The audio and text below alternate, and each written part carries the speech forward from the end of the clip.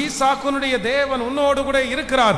நம்பினவர்கள் கைவிடலாம், வேலை செய்து கொடுத்தவர்கள் ஏமாற்றி விடலாம், சுற்றி இருக்கிறவர்கள் மறந்து போகலாம், நாள் கணக்காக உழைத்தவர்கள் கைவிட்டு போகலாம். ஆனால் கர்த்தராகிய ஆண்டவர் வாக்கு கொடுக்கிறார், நான் உன்னை விட்டு விலகுவதும் இல்லை, உன்னை விட்டு கைவிடுவதும் இல்லை. கர்த்தர் இருக்கிறார். ஆனாலும் என் தகப்பனுடைய தேவன் என்னோட கூட இருக்கிறார். லாபான் என்ன நினைச்சிட்டார் அப்படின்னு சொன்னா, நீ என்னை விட்டு போய் என்ன பண்ணுவ, நீ என்னை விட்டு போய் என்ன பண்ண முடியும், நீ எங்கிட்ட தான் இருந்து ஆகணும், நீ எங்கிட்ட தான் சாப்பிட்டு ஆகணும், நீ எங்கிட்ட தான் வேலை செய்து ஆகணும், உன்னை வெளியே எங்கேயும் விட மாட்டேன், உன்னை வெளியே எங்கேயும் போக முடியாது, நீ வெளியே போனா எல்லாம் பொழைச்சிக்கிட மாட்டேன், நீ வெளியே போனா உனக்கு தீங்கு காத்திருக்கிறது.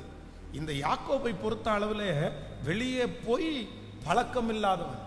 ரெண்டே இடத்துல தான் அவர் இருந்திருக்கிறாரு. ஒன்று அவங்க அம்மாட்ட இருந்திருக்கிறாரு, இன்னொன்று அவங்க அம்மாவுடைய தம்பி மாமாட்ட இருந்திருக்காரு. இந்த ரெண்டு இடத்த தவிர வேற எந்த இடமும் தெரியாது. இன்னொரு இடத்திற்கு போகிறதற்கு தைரியமும் அவரிடத்துல இல்லை.